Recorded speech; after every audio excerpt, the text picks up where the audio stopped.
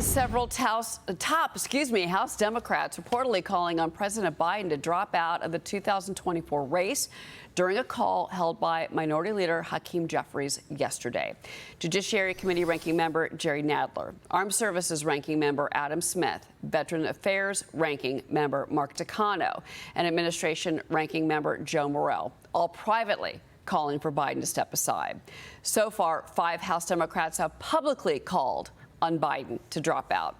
Florida Congresswoman Anna Paulina Luna joining Maria on Sunday Morning Features yesterday, suggesting some Democrats may want Biden off the ticket so badly they may push for the audio tapes of Biden's interview with special counsel Robert Hur to be released. So what you're saying is you've got these 25 Democrats who are pushing Joe Biden to drop out of the race, and you think that as a message that he needs to drop out, they're going to side with Republicans over the release of these tapes. I think it's possible, and I think that's why you're seeing the pressure campaign launched over the weekend with Hakeem Jeffries calling that call. They definitely tried to squelch the dissent over the weekend, and it's not really working. Democrats are still upset. Joining me now is Ohio Congressman Warren Davidson. He is a member of the House Financial Services, Foreign Affairs, and Weaponization of the Federal Government Subcommittee. Congressman, good morning. Good morning, Cheryl. Thanks for talking with me today. So it's back to work for you today and your colleagues, and a lot has happened since you took recess, to be clear here. In particular, I want to get your thoughts on this meeting of Hakeem Jeffries, which obviously the reports say that several committee chairs now want Biden to step down. And also your reaction to what was said to Maria, that these Hur tapes now need to be released, and it's the Democrats that are going to push for that. Well, look, Republicans have pushed for the release of those tapes for a while. That's why Merrick Garland has been subpoenaed, and we meant it. And Anna Paulina Luna has offered a resolution to basically give that full force so the Sergeant-at-Arms could actually detain Merrick Garland. It would obviously provoke a constitutional crisis. I think her point is to say, you know, we get Democrats joining us to make that call. Maybe one of the most validated guys in American politics at this point is Dean Phillips. You know, my colleague in the House stepped down from a safe Democrat seat and said, look, we can't go forward with Joe Biden.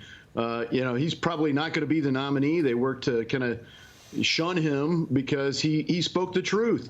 People have known this all along, and now all of a sudden over the past week, post-debate, it's some revelation. Everyone's already known. It's been the worst kept secret in politics. I've got Tricia McLaughlin on set with me. She's got a question about the Hur tapes. Go ahead, Tricia. Politically, sir, I wanted to follow up on Rep. Luna believes that Democrats will join in this call for the tapes to be released. Do you realistically think your colleagues on the Democrat side will do that, given the political vulnerability? The attack du jour against former President Donald Trump by the Democrats is that he's a convicted felon. Well, if Robert Hur hadn't refused to prosecute Joe Biden because he's an elderly man with a poor memory, he would very well be a convicted felon as well. What's your take on this? Well, yeah, that's a good point. Is Joe Biden wasn't viewed by her as mentally competent to even face a trial. Let's have the tapes.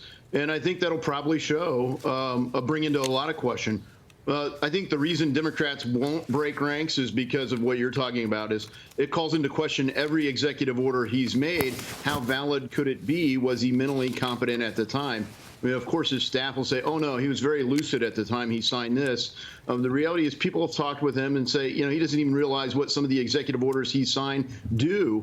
When he banned, you know, the export of liquid natural gas, he thought he was funding some kind of study or something. He didn't really understand what he was doing. So, I mean, that's alarming for the president of the United States, the most powerful country in the world, in the history of the world, and the commander in chief to be that incoherent. And everyone saw it on the debate stage, and that's why people are talking about it so much now, is he couldn't hide. He had 90 minutes and couldn't hide from the fact that this has been a cover-up for years. And that's why there's been so many calls for the tapes to be released. I want to move on to news of the week, and that obviously is NATO. President Biden back on the world stage tomorrow.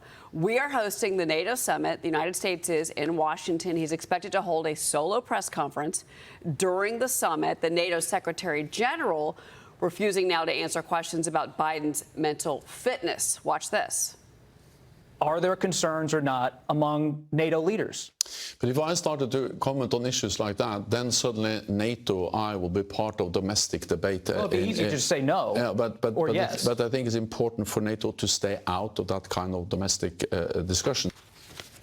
You know, Congressman, even the New York Times writes this morning, that it's now becoming increasingly clear that Europeans need to shoulder more responsibility for their own defense.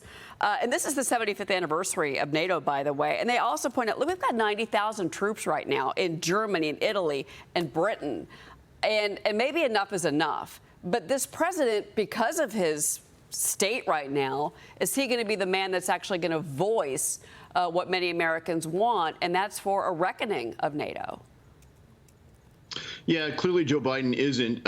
His Secretary of State, Antony Blinken, has said that Ukrainian membership in NATO is non-negotiable. That's what Jens Stoltenberg has said. And let me translate diplomatic speak. Of course they're talking about Joe Biden's mental competence. Otherwise, the swift answer would have been, of course not. Joe Biden's great.